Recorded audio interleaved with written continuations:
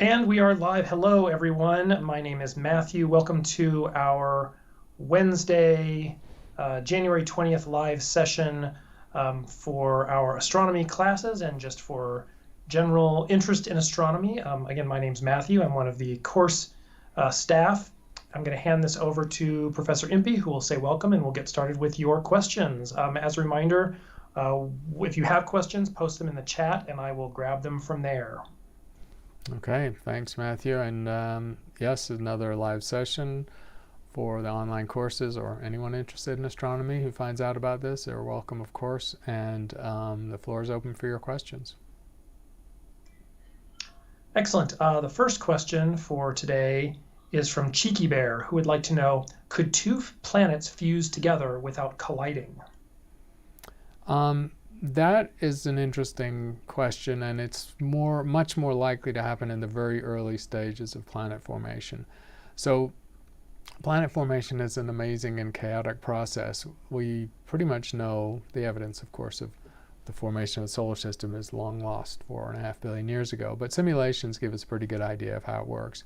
And in the stages of planet formation, you build from just a disk of gas and dust through things the size of dust bunnies to gravel-sized things to mountain-sized objects, and then to planetesimals, which are pretty much the size of 10 to 100, few hundred kilometers.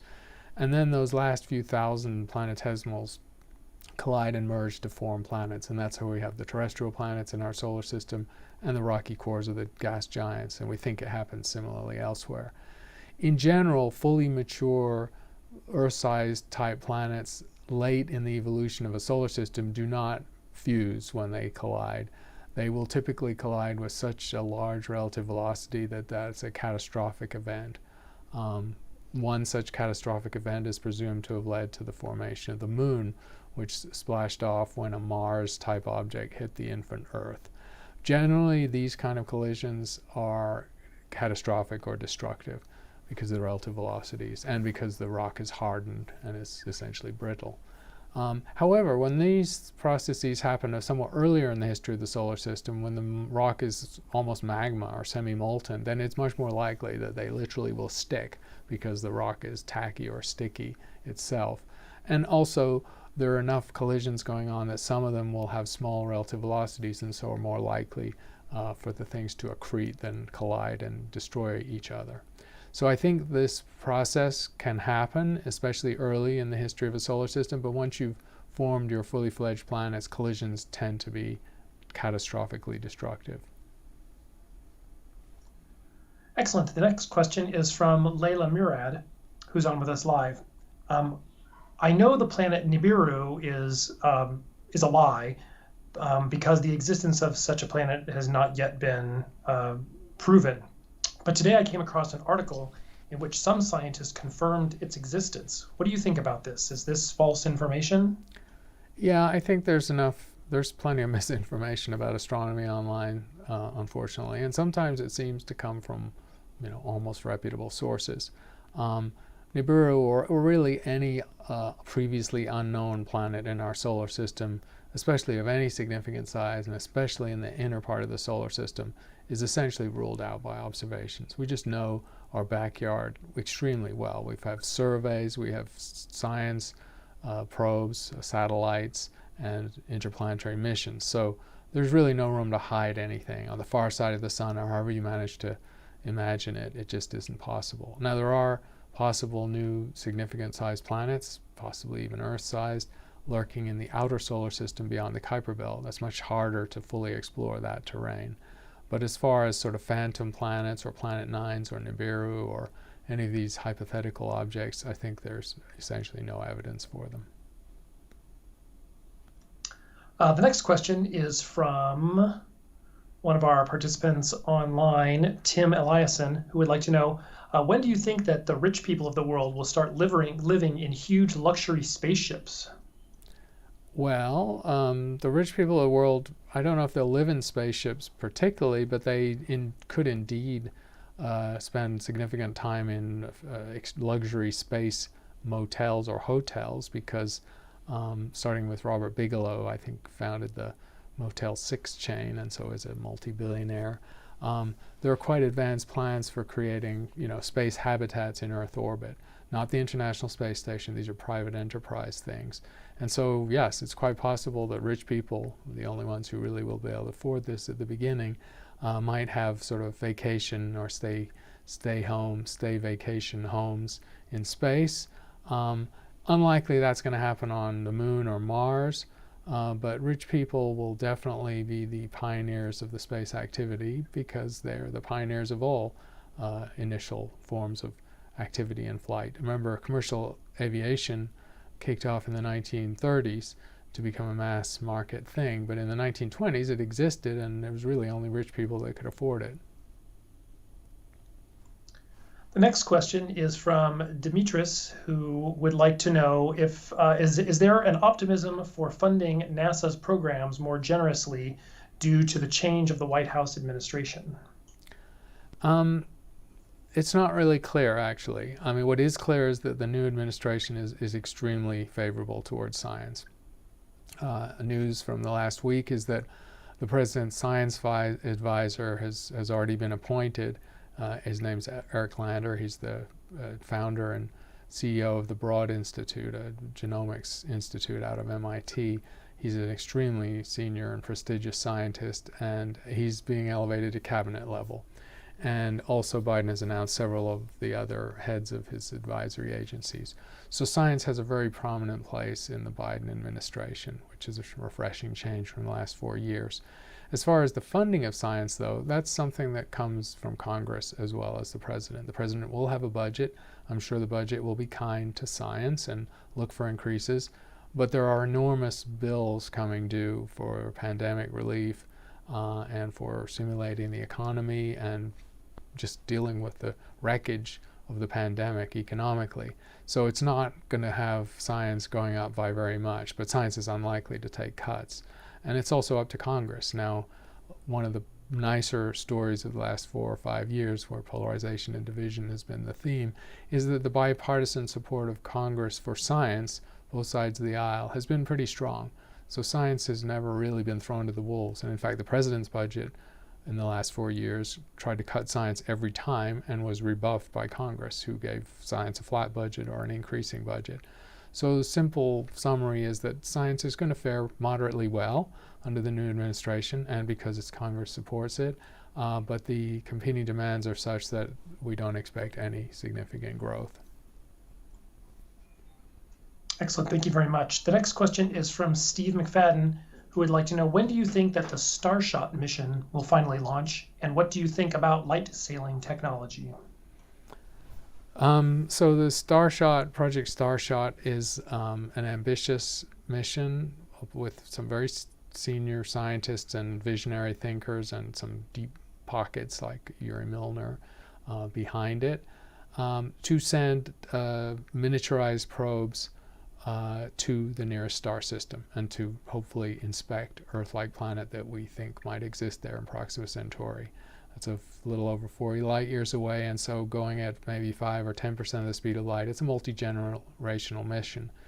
And so the core technology does involve light sails attached to extremely small space probes, many of them. These are space probes of order gram size, which will still have enough sensors to do their job. So you need a lot of redundancy. And the energy is provided by extremely high-powered lasers beaming into space to accelerate the probes with these light sails. Light sail technology is actually, in the end, very simple. It just relies on Newton's laws and the momentum carried by photons, especially a large concentration of photons. And so it's been prototyped and works pretty well. These tiny probes will probably have square meter, or maybe 10 square meter type sails attached. These haven't been built, they've been designed. So that the solar sail part of the technology is actually fairly mature, and we know that it works. The part that's really not clear at all is getting sufficient pulsed energy out into Earth orbit to get these things out of Earth orbit and sailing through interstellar space at a significant, not a large, but a significant fraction of the speed of light. That technology has not been demonstrated. These would be the most powerful lasers, multi-terawatt lasers ever designed. And no one's ever implemented a bank of those lasers all trying to do one thing. So there are a set of technology challenges. I think the website for this project lists many project challenges, 15 or 20 of them, engineering challenges, and they're just addressing them one by one as they can. So to answer the question of when this mission might really launch or head to another star system, I think the best guess is about 10 years from now. I can't see it happening much before that. The next question is from Bill Riddle from email. Shortly after the Big Bang, the hot photons were able to travel through space. When these photons reach us here on Earth, their temperature is just above absolute zero. As energy cannot be created or destroyed, where does the energy of the photons go? That's a good question. Conservation of energy is a fundamental principle of physics. So what's going on with the photons from the Big Bang? Well, what's really going on is that the container is getting larger. And as the container gets larger, the wavelength of the photons is literally stretched by expanding space-time. And the stretching of a wavelength means a lowering of energy. But remember that energy is being diffused or spread over a larger volume. So it's not like energy is being created or destroyed. It's just being redistributed because the energy of the photons is now distributed over a longer wavelength or a larger region of space. So if you follow the energy, there's still conservation of energy.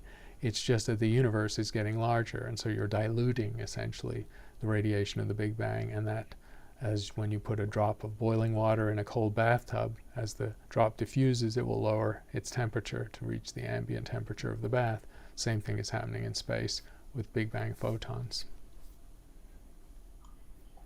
The next question is from Jennifer Lockyer. And Jennifer would like to know if you can talk about your thoughts on the news of the super puff exoplanet that has just recently been discovered that I believe somebody said has, the density of a marshmallow. What could cause this, and can you talk a little bit about the findings? Right, this is a new discovery in the last week. Super puff, what that really is referring to is the relationship between the rocky core of a planet and its gaseous envelope. So our best models for this, of course, are in the solar system, the gas giants, which have rocky cores that are roughly 3 to 5, maybe 10 times Earth mass, and then gaseous mantles of hydrogen and helium that are many times larger. So most of their mass is actually in the hydrogen and helium, not the rocky core. But some of the exoplanets are coming in with very interesting properties. Some of them have relatively large cores compared to their gaseous envelopes, even though they're Jupiter mass. So they have a lot of rocky material. And others are the converse. They actually have apparently very tiny rocky cores, and so they really are mostly the nebulous material. And the question is, why are their cores so modest? Unfortunately, with this planet, as with others in its category, we really don't have good enough theories of exoplanet formation to know whether to be surprised or not. We just measure a very interesting diversity of properties of exoplanets, and I think we're still exploring the full diversity of exoplanets. So this new exoplanet is intriguing. It doesn't refute or rebut any particular theories of exoplanets because our theories of exoplanet formation and diversity are not really very mature at this point. The next question is from email. Hernan Reyes, who's in France, would like to know if you can talk about the thickness of Europa's surface. There's been a lot of controversy over the thickness of the ice coating Europa's oceans, with some people arguing that it's dozens of kilometers thick and some saying it's quite thin. But some astronomers have concluded that the cracks that appear on the surface could only happen if the surface was thin. Can you talk a little bit about those options and how Right. it could work? Right. I'd say the models remember, our most direct observations of Europa are now decades old from missions sent in the 1970s. And we used orbiting missions to indirectly probe the density of that moon. But you don't get stratigraphy. You don't get a full mapping of the density with distance into the moon and towards the core. So you have no direct way of testing how thick the ice above the liquid is, and then that's above rock. The next generation of instruments, however, the Europa Clipper concept, will go to Europa with sufficiently more sophisticated instruments, and also have I think, a mission which will drop a probe to the icy surface and splash off some of the material and then spectroscopically sniff it. That will lead us to learn a lot more about the thickness of the ice over the European Ocean. So at the moment, it's just subject to modeling and speculation. It is true that that's the fact that the ice pack is dynamic and it does shift and there are cracks in it and there seem to be upwelling material that, of course, then freezes on contact with the vacuum of space. That would argue in some places for thinner areas of the crust. But whether the thickest areas may indeed be tens of kilometers thick. Whether the thinnest areas are a few kilometers thick or substantially less than that, say a few hundreds of meters thick, is really not clear from this kind of data. You can have cracks and upwellings with surfaces of ice that are several kilometers thick. So this argument of thin crust versus thick crust, like a pizza, has been going on with planetary scientists for decades. It's unresolved. But there's indirect evidence that the crust in places could be as thin as maybe a kilometer. And that gives you some option, if you can find those very thin places, for a probe that might be able to penetrate the ice and explore the European Ocean, which would be very exciting, of course. The next question is actually been asked by two people, and we did address it last week. So if you want to go back and check out our session from Twitch, those folks can do that. But we'll address it again here. Paul and Ro both would like to know if you could talk a little bit about the recent article about Able 2261 and two large galaxies colliding. And this galaxy is now missing its supermassive black hole. Can you talk about how a black hole could be jettisoned from a large galaxy? Yeah. Black holes will normally grow by accretion or by mergers that lead to galaxies getting bigger over cosmic time. That's mergers of small galaxies with small black holes to form bigger galaxies with bigger central mass black holes. But in some circumstances, especially when there are already fully fledged black holes and galaxies collide with some significant relative speed, then it is possible to have a slingshot mechanism which ejects one, or very occasionally, it's an unlikely event, both of the supermassive black holes. So it is possible to have a fairly massive galaxy where its central black hole has been ejected by an interaction, pretty much close to a merger with another very massive galaxy. It's really hard to know if that's happened in this case because we don't have sufficiently good orbital information to show what the encounter or the proximity of the encounter might be. It has to be a very close, a very direct collision or interaction for a black hole to be ejected. It's the best hypothesis we have, though, because otherwise it would be very hard to understand why this galaxy alone, amongst galaxies of its mass, not only doesn't have a massive black hole, but doesn't have any black hole at all. That would be very hard to understand without some mechanism like we just talked about. The next question is from Chris Matson. What do you think about the ideas of humans sending messages into space for potential alien life when we ourselves are in the beginning stages of regular transport to the moon? It's a controversial topic. The acronym for this is METI, Messaging Extraterrestrial Intelligence. SETI is the search for extraterrestrial intelligence. That's been going on for 60 years. That's a listening experiment. METI is a messaging experiment, and apart from a few particular examples like the famous Arecibo message sent in 1974 and a few others, that's been done less frequently. It became controversial a few years ago when very prominent astronomers, including Stephen Hawking, before he died, basically said we shouldn't do this experiment. We shouldn't communicate with aliens of greater intelligence and technology than us, which is likely to be the case, because we don't want to know the answer. We don't want them to know about us in case their intentions might be malign. Why would we draw attention to ourselves that way? Let's not take the risk. So people like Nick Bostrom, who's a futurist at the University of Oxford, and Stephen Hawking, and some other prominent scientists have said, no, we probably shouldn't do this. I actually am on one of the METI advisory groups, part of that little academic group of people who discuss the nature of messaging and how we should do it and what are the protocols and so on. And I guess I'm in the middle on this. I don't think it's a bad thing to do. I think it's very unlikely, or using a lot of projection, to imagine that it's dangerous because anyone who receives the signature or the signal might be aggressive towards us and mean us harm. I think that's making a lot of assumptions. I mean, the truth is the odds of this experiment succeeding are very low and impossible to determine. So it's a reasonable thing to do. Not much money is spent on it. It's a pretty unusual part of the astronomy program, but it has been going on for some time, and people try to be very thoughtful about what message you would send that contained the most information, the best information, and the most easy to understand information, given that you're dealing with aliens of unknown function and form. How do you even communicate with them?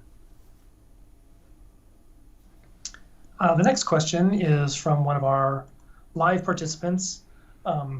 Lawrence K. asks, I have heard the singularity of a black hole described as an unavoidable future moment in time. Is that a proper characterization of the singularity? And if so, could you explain what that saying means?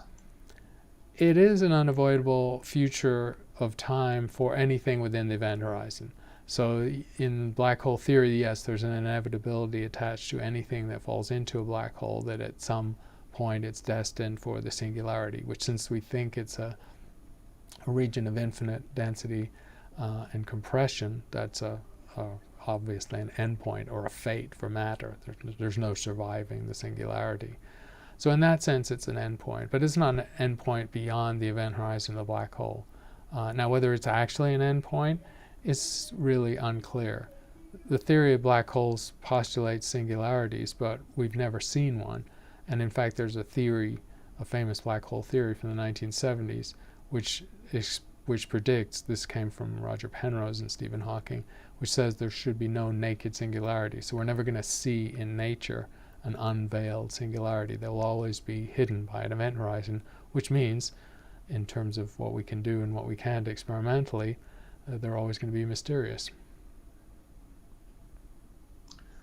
All right, and the next question is from one of our live participants who would like to know.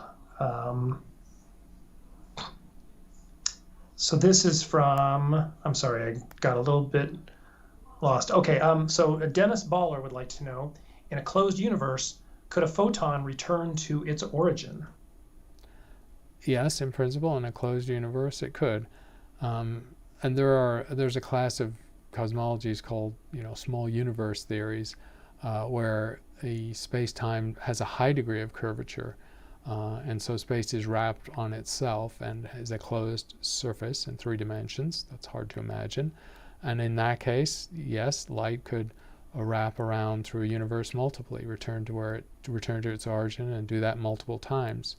One of the ways we actually test for this kind of a cosmology and rule it out, essentially, is because if light were wrapping around a universe multiple times, you'd actually get multiple images of galaxies and any distant object. And so you can look for repeating patterns in the sky in terms of distant galaxies. And small universe or bound or wrapped universes should be manifested by these sort of repetitious signals of galaxy patterns, which we've never seen. So it does seem like they're ruled out. We also have measured space-time curvature on large scales, and it seems to be almost zero. The next question is from Jim McLeod. Professor, do you have a personal telescope at your home? And if so, can you tell us about it? What's the design and diameter? Actually, I don't. I live in a fairly well-lit part of the city, so I have a neighbor who's an amateur astronomer, and she has a telescope in her backyard, but even she can't do very much with it, so she has her own personal observatory down in Sonoida. That's Irene, and Irene's often on our live sessions. So I don't have my own telescope, and I did maybe a long time ago when I was living in a place where it was darker. I've lived in big cities, Los Angeles, London, New York. These are not great places to do astronomy. And as I became an astronomer, I worked with a succession of large professional telescopes on remote mountaintops, and that's such a better place to see the sky that I essentially relied on that to do my work. But I do sometimes miss just being able to go out and look at the sky with a small telescope. But the city is getting pretty bright now, even Tucson, which has good lighting ordinances. The next question is from Polly, who's on with us live. The universe started with a singularity which was presumably at the center, but now there is no center. So at what point did the center cease to exist? It's an interesting question, and I guess the premise has to be adjusted, because if the universe started as a singularity, which is indeed the formal description of the Big Bang, then it's almost inevitable as a visual image that we have in our heads, we imagine some point suspended in space. And so it's a location. The real situation, however, is since the singularity contained all time and space that now currently exists on much larger scales, it wasn't the center because it was everything. The singularity wasn't the center, it wasn't the edge, it wasn't embedded in a larger medium. It was everything, all space and time. And so the problem is you can't really think of the singularity as being located anywhere. And as soon as you get around that issue of thinking it as being located somewhere and where it could either be at the center or the edge, then the question sort of goes away. The next question is from Yasmin, who has a question about special relativity. So I think generally you'll probably just have to explain special relativity, but the specific question is, if I were at rest and a car in front of me was moving at near light speed, will time slow and I'll see the car moving slowly, right? So can I enter the car? I think to understand the question, rephrase the beginning of the question. That's important. Sure. So I believe it's that if a person were at rest and a car in front of them was moving at near light speed, will time slow for both of you and you'll see the car moving slowly so that I can enter the car? Right. No. So in the relativity of the situation, if you are at rest, where that means with respect to the Earth or some inertial reference frame, as they would say in relativity, and some other object, like a car, is moving very fast, close to the speed of light, then the time manifested in that moving object, that car, will run slow, as seen by you. So if you were able to view a clock inside that vehicle, its time would appear to run incredibly slow compared to the clock you had or the watch you had. That's what you would see. You wouldn't see any difference in the speed of the car. The car's speed relative to you would be relativistic, will be moving close to the speed of light. You would also, if you could, you would see the car compressed in the direction of its motion. So it would suffer a Lorentz contraction, as it's called. So there'd be the Lorentz contraction, which would be visible to you as an effect of relativity. There'd be the time dilation. And the third thing, which might not be visible to you, but the mass of that vehicle moving near the speed of light would increase dramatically as it approached the speed of light, or if it was going close to the speed of light. So those things would all be seen. But the speed would just be the speed measured close to the speed of light, which is what the question proposed. The next question is from one of our live participants, 800 millimeter telescope project, who asks, what happened to the exploration of the Lake Vostok in Antarctica? Does it still retain relevance for exploration of icy moons of gaseous giants in our own solar system? Yes, it does. Now, my information may not be completely current, but as long as I'd kept up with it, Lake Vostok, just to rewind on why it's relevant, Lake Vostok is a subterranean freshwater lake, some kilometers down, I think 7 or 8 kilometers underground in the tundra of Siberia, and it appears to be a pristine body of water that has been sealed off from the rest of the ecosystem essentially for many millennia. We don't know exactly how long, possibly hundreds of thousands of years, maybe even a few million years. And as such, it's a very fascinating environment to study because as a pristine ecosystem or separated environment, it is some analogy to the oceans of Europa. It also is interesting for astrobiology reasons to see what kind of microbes or organisms or even fish there might be in this body of water that's been essentially separated from the tree and chain of life of the rest of the planet. So that's why it's of great interest. Now, it is a place that's run by Russia, owned by Russia, and the Russians were drilling down towards to making a breach into the lake, into the top of the lake. And this was there were international science teams involved. So it was a scientific project. And a few years ago, the project was being pursued very slowly. It's very difficult work to drill kilometers down in the Earth's crust. And it's been done very rarely in only a very few places. And in this case, it was going very slow. And also there was hesitation among the scientists in the international community who were worried that if this was done poorly or carelessly, you might contaminate this pristine body of water that you wanted to study. And so you'd essentially mess up the experiment by doing your digging too carelessly. And I think for a while they actually put a hold on the digging, on the drilling, in part because it was going slowly anyway and they had problems and issues. Drill bits were breaking all the time. And it was just very tedious, and also because they didn't want to mess up the scientific experiment, and I'd have to go check about the status of that experiment. But those issues haven't gone away.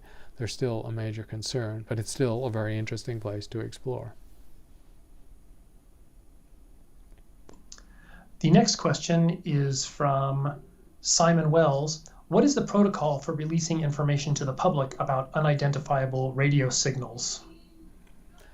So this has, of course, come up recently because there was a famous radio signal that was leaked to the press. Actually, the scientific team did not want to release it. They had a protocol and it wasn't followed, so it was leaked, and it became the cat out of the bag. And was that an alien signal communicating with us? It's almost certain that it wasn't. It's not totally clear what that radio signal was. Naturally, that would not be an alien signal, but I'd say alien communication is down the list of probabilities. So there is a protocol. There have been protocols in the SETI science world for decades, actually, on what to do if there's a signal or contact.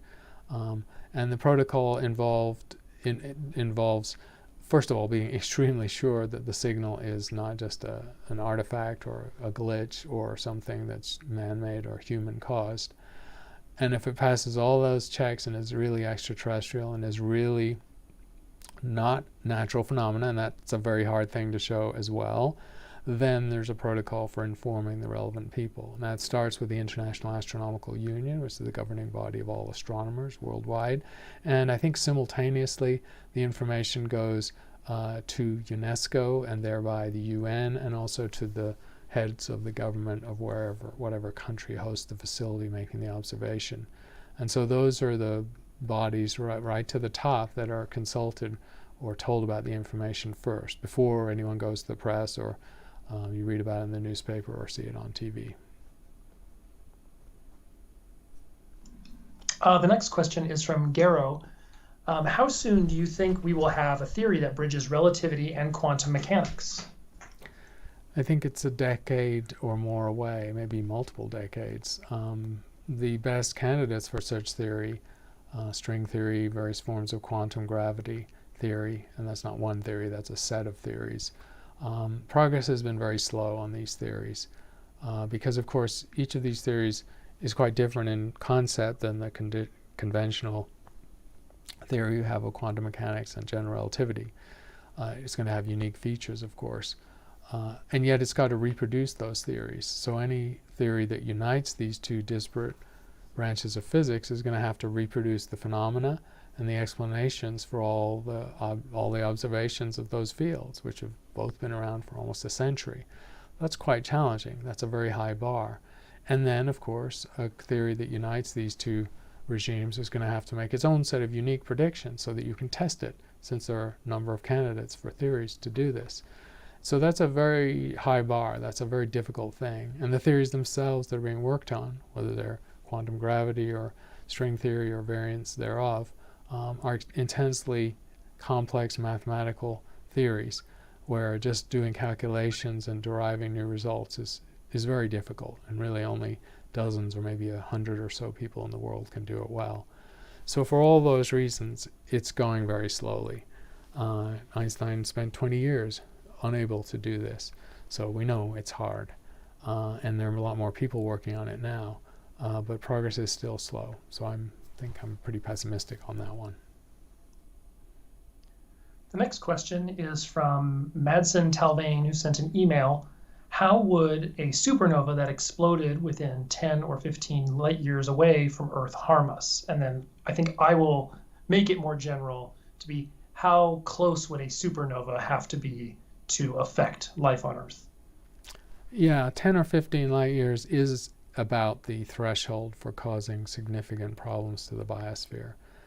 So beyond that distance, the energy deposition from a supernova, which is light flash, high energy particles, cosmic rays essentially, neutrinos, and sort of intense radiation, would be damaging to the biosphere. They would affect the atmosphere. They'd possibly harm the ozone layer, our protective coating from other radiations from space.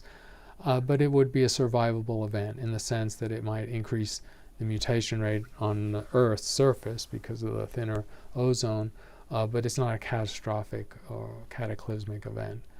But about 10 light years or closer, then the energy deposition on the Earth is substantial enough that a significant fraction of the Earth's atmosphere is ablated or taken away or destroyed, and the ozone layer is probably completely obliterated. It would take a while to reform.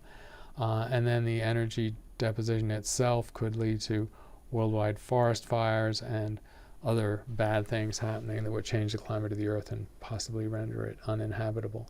So that's the threshold. The good news is 10 light years is quite close. We have a pretty good inventory of stars within 10 light years. And we, for example, know there are almost no massive stars late in their lives, such as would become supernova within 10 light years. So in that sense, it's good news. The next question is from Ritik, who would like to know how this sort of thought experiment would be affected by special relativity.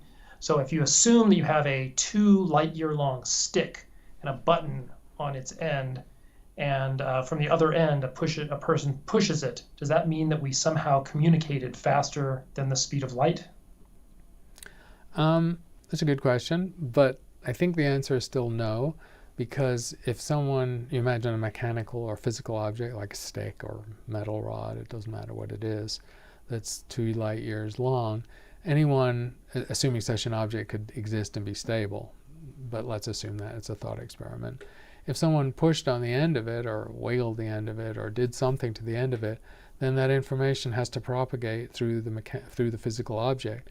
And the speed of a wave or information traveling through a mechanical object, a physical object made of metal, wood, or whatever it's made of, is a small fraction of the speed of light.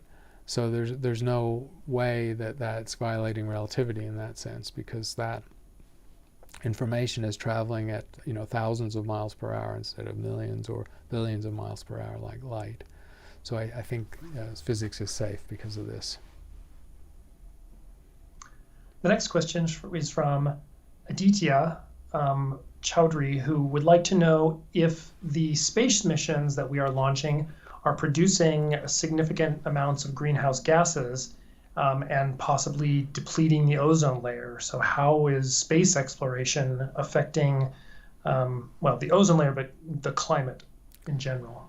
It's a significant concern. It's a natural question. I think the answer actually is, though, that not very much at all compared to other things, for 2 reasons. I mean, first of all, as active as things are in space, there are not that many launches a year. I mean, worldwide, including all the satellites that get put up, we're talking about possibly a couple of thousand launches a year. And also, those missions very quickly go beyond the realm of the Earth's atmosphere. So they literally only, at the launch speed they need to get to Earth orbit, they literally only spend 6 or 7 or 8 minutes in the part of the Earth's atmosphere that protects us, including the ozone layer. And they very quickly go beyond, 100,000 feet or 30,000 meters high. So they have actually very little time to impact the Earth's atmosphere, and there are not many of them, compared to the thousands of times more, which is to say tens of millions of flights a year by commercial aircraft who are traveling for hours and hours in the region of the Earth's atmosphere and changing it and altering it and putting emissions in place. So I think the space activity as a whole, even allowing for the growth in recent years and projecting more in the future, has a very small percentage of the impact of commercial aviation on the climate and our Earth's atmosphere. The next question is from John Broadhead, and this is something that we've talked about doing videos about. But is it true that a photon ends its life in our retina? Yes. I mean, the path of light through the universe from a distant object across the voids of space and time, perhaps through a telescope and reflecting off a telescope going into an eyepiece and then into our eye. Indeed, at some point the photon is converted into a chemical signal. So the retina, human retina or any animal's retina, is the death of a photon, because that photon will have its energy converted into an electrochemical signal in the eye and then traveling to the brain where it's sensed as light. The next question is from Claire Nyquist, who would like to know if there are any updates on the paper that was published a few months ago about phosphine in Venus's atmosphere. Has that been debunked or supported, or what is the state of the evidence on that discovery? The paper has not been retracted formally, but that initial paper has been essentially hedged in with enough caveats and enough statements about the uncertainty in the interpretation and the error bars on the measurement that I think it's fair to say that big discovery in the media has essentially gone away, which is to say that if phosphine was detected, and now it's not completely clear that it was, it's at a very small level, at a tiny level, which no longer could reasonably be argued to point towards biology, since there are natural mechanisms to produce very, very tiny amounts of phosphine, which this detection probably was. Omri Baron would like to know if you think that there's any risk. I guess the question is, what can coronavirus say to humanity about the necessity of going to Mars? The coronavirus and pandemics in general tell us that, our future on Earth cannot be taken for granted. I mean, humans have dealt with disease and pandemics for our entire history. They have been devastating at times. There are pandemics, obviously the Black Death and the plague and so on, some in medieval and Middle Ages, killed significant fractions of the Earth's population, much smaller population than we have now, of course. So these pandemics can be truly catastrophic to human civilization. And despite our medical technology, we don't know how devastating the next ones might be. Now, the coronavirus does not kill more than, say, 1% of all people infected, so it's not as fatal as some of those other pathogens, but there are others in our future too. What this has to do with living off Earth and, say, on a place like Mars is interesting. It means that it is possible that we could create a controlled enough environment off Earth that we would immunize ourselves from pandemics of the future. Now, we would have to be able to monitor the natural pathogens that exist in any environment, and they're propagated just by the human organism itself, to be sure that they didn't mutate into something that was virulent and deadly, or that some people visiting these outposts didn't bring a pathogen with them. But if you were extremely cautious and did your work carefully and had good medical facilities on these remote locations, you could well have a human future lived out without the threat of that kind of contagion, disease, and pandemic. The next question is from Art Studio, who would like to know if you can talk about how well does the EPR paradox work. So maybe you can explain what the EPR paradox is first. Yeah, the EPR paradox, the acronym stands for Einstein, Podolsky, and Rosen. Einstein had two collaborators and he wrote a series of papers. It wasn't just one. There was one famous paper, but there was a collaboration that lasted a period of time. Einstein was not happy with the quantum theory. He was unhappy with the indeterminacy of it. He was unhappy with the fact that it seemed to propose a boundary to human knowledge about the natural world, which it does, through Heisenberg's uncertainty principle. And so he went through a series of fraught experiments which tried to argue, they're thought experiments, so you didn't actually do them, but they were supposed to be realistic and plausible experiments, where you could evade what seemed to be the precepts of the quantum theory, and you could somehow, for example, simultaneously measure with infinite precision the position and the momentum of a particle, or the energy of a process and the time at which that process occurred. So his paper, that famous paper, I think it's 1935, and then others like it, were designed to point to shortcomings in quantum theory by pointing out a paradox where the ideas of quantum theory, the precepts, were not followed. In the end, the exceptions were debunked, and Einstein and his collaborators never actually did come up with a fatal flaw of the quantum theory, never could point to a true paradox within the theory. What's in the theory is just a limitation on measurement, which isn't necessarily a paradox. And so it's an important part of the history of physics, however, because that kind of method of critiquing a theory aggressively and persistently to try and look for its flaws and limitations, and maybe you bring it down and maybe you make it stronger. That's part of how science works. So the EPR paper and idea is an important part of actually making the quantum theory more sturdy and robust. So Robert Baker has a question that is, can Lidar be used to cancel out the atmosphere for a telescope? And perhaps you could also talk about adaptive optics. Right. I mean, Lidar is being used, most familiar to most people, it's being used as an imaging technique which essentially, because it's a penetrating version of radar, phased radar, where you keep the coherence information of the waves, it's being used to look at subterranean structures that are quite subtle. It's been used to look through the rainforest in the Yucatan Peninsula to see huge Mayan temple complexes. It's been used to see relic things underground that involve burial chambers or relics of ancient civilizations that have been covered over by agriculture and earth moved and deposition over centuries. So it's a very powerful technique used sort of in archaeology as much as anything else. But Lidar is a valuable technique. I forgot the first part of the question. There's a piece of the question I'm missing now. Oh, I'm sorry. Basically, do you think Lidar can be used to penetrate the Earth's atmosphere to help improve the seeing for telescopes? Right.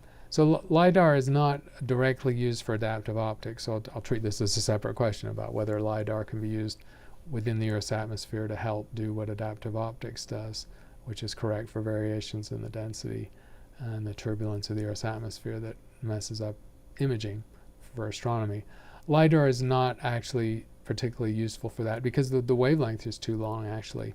Astronomers tend to need to use lasers for this because the coherence length of the variations in the Earth's atmosphere, they do extend to quite long regions. Of course, turbulent cells of convection in the atmosphere can be tens or hundreds of meters or even kilometers. But the jittering that's caused in images is also caused by small-scale turbulence in the Earth's atmosphere. And for that, you need coherent radiation with a smaller wavelength, and essentially visible light is the best way to go.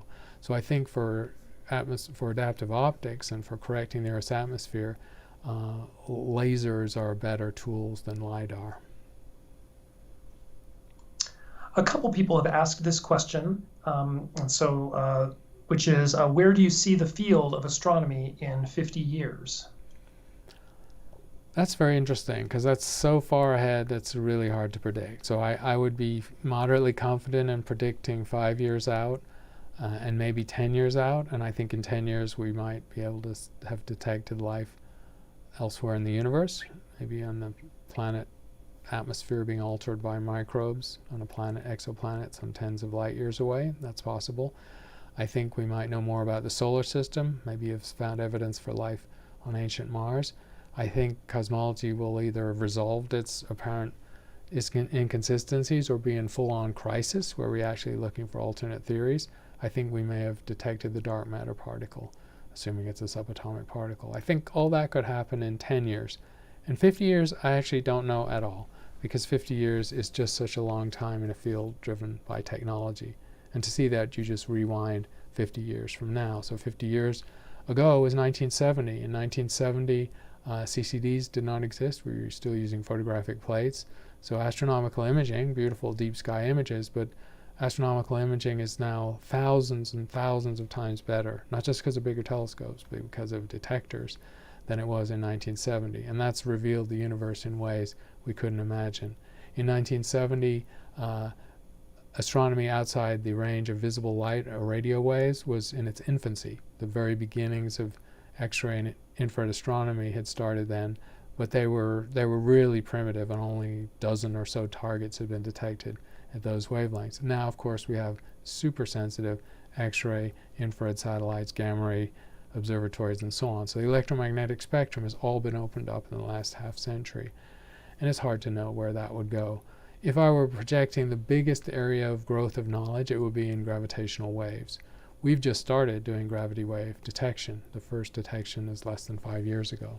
In 50 years, I think gravity wave science will be a mature, extremely important science that will have given us insights not just into black holes and neutron stars, but into the Big Bang itself, maybe into the inflation era, the idea of a multiverse, other exotic things in cosmology. So that's the area of prediction on a range of 50 years where I have some confidence that we'll know a lot more, because it's so early for it now, and it's going to get that much better in the next few decades. I also think in 50 years, it's not directly astronomy. We'll be doing astronomy off Earth, because we'll have telescopes and observatories on the surface of the moon, and we'll be exploring the solar system physically in rockets and with people going there. So we'll learn an enormous amount about the solar system that now we have to do with remote probes and small rovers. We have a couple of questions about temperature, and so I'll start with the cold end first. So can you talk about the limits for coldness? And someone, Dennis Baller on here, says that they saw an article about somebody who created negative temperatures in the lab. So do you think that is possible in the universe? And what's the limit for coldness? To answer the second part first, no. Formally, temperature is a quantity that doesn't go negative. It's zero is the cessation of all motion, the lack of any energy associated with vibration, oscillation, or motion of atoms. So there's no going below zero in that sense. But as for how close you can go to zero, to the extreme limit, it's a very impressive number. The lowest natural temperature in the universe is essentially intergalactic space, because the radiation that fills that is left over from the Big Bang, and that temperature, very well measured to be 2.726 Kelvin, just above absolute zero. That's the coldest regions of space everywhere. But on Earth, with technology, you can create colder temperatures than that, because you essentially just use techniques with lasers that allow you to trap atoms. So they're very clever atom trapping technologies, which are quite common in physics labs now, where you essentially suspend an atom either by catching it with lasers from all sides, or by suspending it using a charged particle and suspending it in a magnetic field or an electrical field.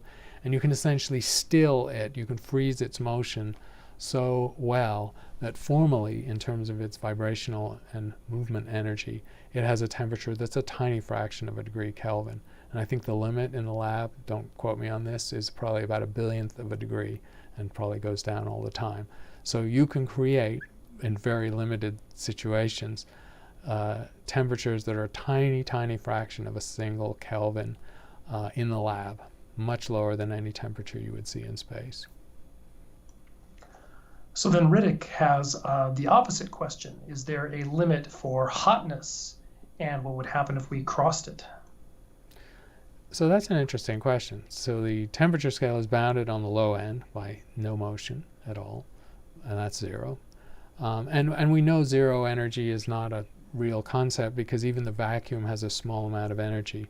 There's a h nu divided by 2, sort of half of a Planck unit of energy that exists in the vacuum of space. So even the pure vacuum of space, independent of microwave radiation from the Big Bang, has a finite amount of energy. It's incredibly small, but it's not zero. So it's hard to get zero even in physics. Now at the high end, what's the limitation? Well, it's just there's no theoretical limitation at all. It's just a natural limitation. If you could put enough energy into a region of space, you could create extraordinarily high temperatures. The highest temperatures we know of, well, obviously on Earth it's very hard for us to create temperatures more than about a few tens of millions of Kelvin, and we do that in uncontrolled ways in bombs, fusion and fission bombs. In the universe, we found hotter places. The hottest place in the universe is the blast wave of a supernova, where the instantaneous temperature in the shock wave reaches billions of Kelvin, maybe 3 to 5 billion. So that's the hottest place in the universe. Doesn't exist at that temperature for very long. And then, of course, the hottest place in principle is the Big Bang itself. And if the Big Bang was a singularity, then, of course, it was infinite temperature. That's not physical, though. So we imagine that infinite temperature is not physical. And then the question is how much less than infinite, which is infinite, of course, so it's not even a number, is the highest temperature. And so it's a good question, because we simply don't know the answer of whether there is a natural limit. All right, it is 1:58. I think we have time for one more question. Andrew Johnson, who's on with us live, would like to know, after a mass increase through relativistic effects, is that mass retained? If we were able to accelerate a material fast enough, could we slow it down with it having more mass than we started? That's a good question. So the effects of relativity, of the increase of mass, represent the fact that as you try and accelerate a particle or any object, we can't do it with a physical object, it's too much energy, but for a subatomic particle we can, towards or close to the speed of light, all the energy we try and put into its motion essentially goes into its mass. And so by trying to move it faster than, say, 99% of the speed of light to 99.9% of the speed of light, we've increased its speed very, very marginal amount, but we may have doubled or tripled its mass. And so the question, a good question, is what happens if that acceleration towards a very high speed is reversed and the particle is slowed down? And the answer is yes, that mass is lost again, because the mass of an object reflects two things. It reflects its energy, which includes its energy of motion, and it reflects its mass. So it has mass energy, E equals mc squared. And the E equals mc squared part doesn't change. That's just the mass of the object, how much stuff is in it. But the motion of the object, as it changes, that amount of relativistic mass will change according to speed. And so yes, that mass will, you can't extract that mass, you can't do anything with it, but the mass as measured by an observer would indeed go down again as the object went below relativistic speed. It's a good question to end with. It's had some good physics questions today, and astronomy, and on all topics as usual. So thanks very much. We think we have the next session already scheduled for next week. Thanks to Matthew for facilitating, and we'll be with you again soon. Goodbye.